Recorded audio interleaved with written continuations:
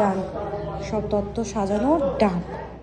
Hello সবাইকে, welcome back to my wedding blog. দিদির last part, এটা হচ্ছে দিদির রিসেপশনের লাস্ট পার্ট। এই ভিডিওতে তোমাদের কিন্তু বলতে হবে যে সব বোনেদের মধ্যে কাকে বেশি সুন্দর লাগছিল, অবশ্যই কমেন্টস করে জানিও। প্রথমত দেখতেই পারলে তত্ত্বগুলো সব রেডি হয়ে গেছিল সারাদিনের মধ্যে। তারপরে টোটো করে চলে গিয়েছিলাম দিদির শ্বশুরবাড়ি, কারণ ডিস্টেন্সটা বেশি দূরে ছিল না।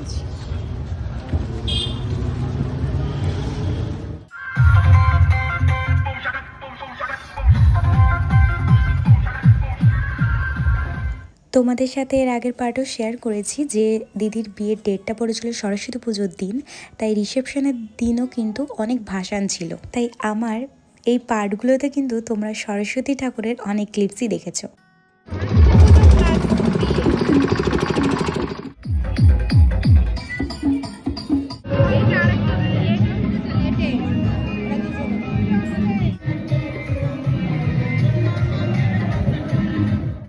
টোটো থেকে নামার পরেই দেখি নতুন জামাইবাবু আমাদেরকে নিতে চলে এসেছিল।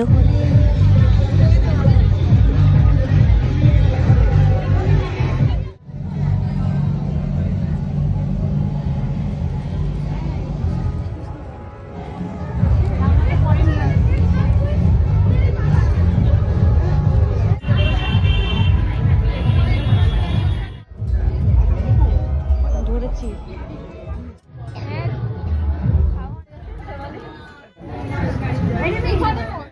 তারপরে আমরা তো বিয়েবাড়িতে ঢুকতে না ঢুকতেই ফুচকা স্টল কোথায় কি আছে সব এগুলোর খোঁজেই বেরিয়ে পড়ি। তারপরে আমরা খাওয়া দাওয়াতেই ফোকাস।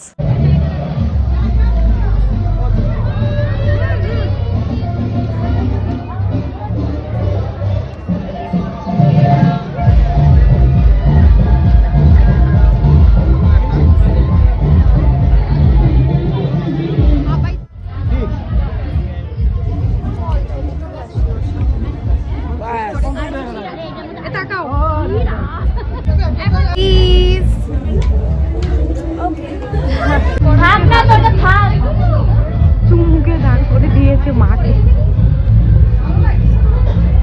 মুখে দাগ করে দিয়েছে।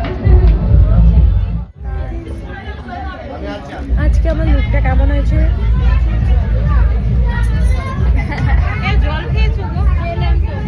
এটা হচ্ছে আমার রিসেপশন লুক।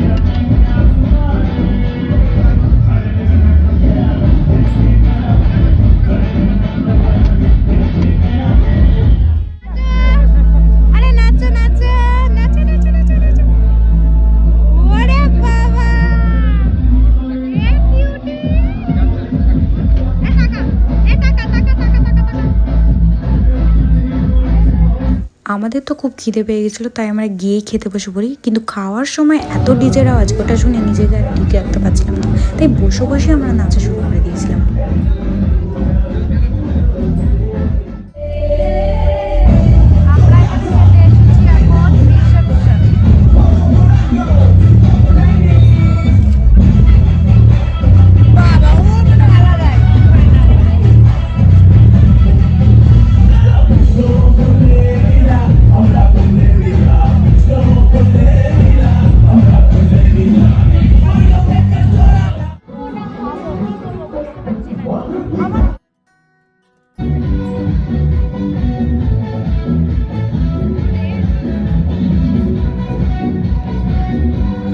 খাওয়ার মেনুটা দেখতে হলে শর্টস ফলো করে যাও।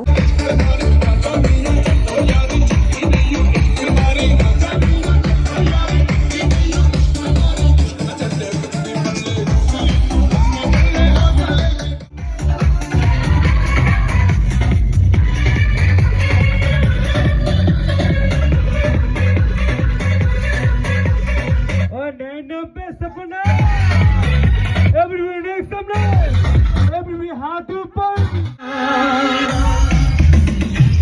চোখ তুলে দেখো না এসেছে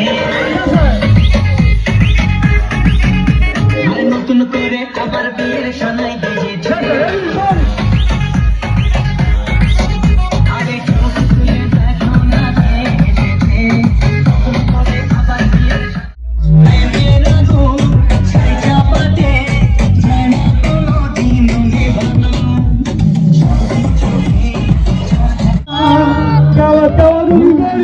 পেতে হাজির হলাম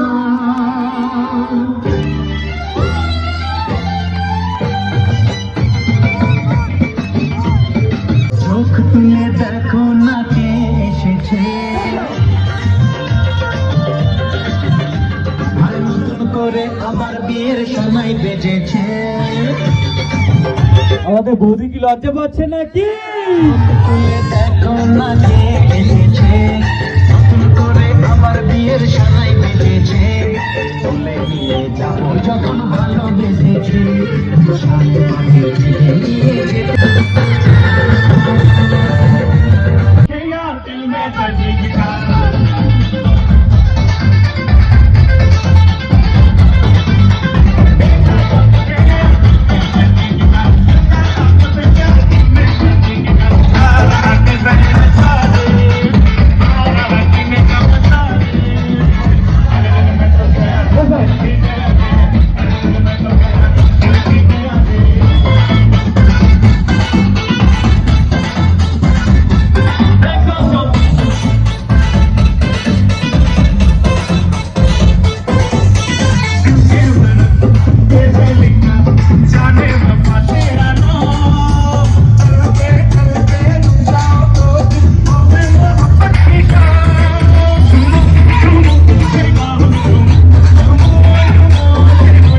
বাড়ি ফিরতে ফিরতে সেদিন 1টা বেজে গেছিলো।